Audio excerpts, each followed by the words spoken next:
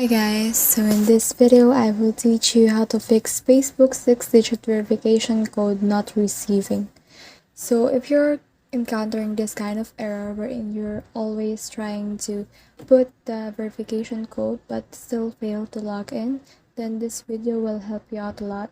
So the first thing you need to do is to head over to your settings right here and then scroll down until you can see the apps. And in there, just click on App Management and scroll down until you find Facebook.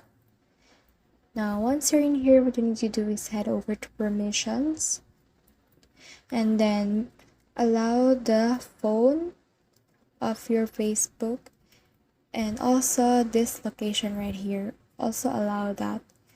After you've done that, what you need to do next is to click this storage usage and then clear data and clear cache. After that, you can now proceed to open Facebook.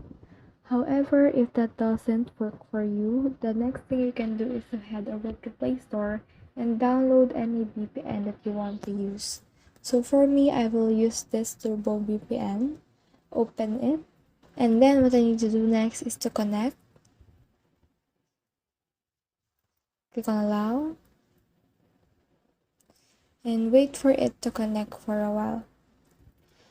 After that, what you can do next is to head over to Facebook and try logging it again.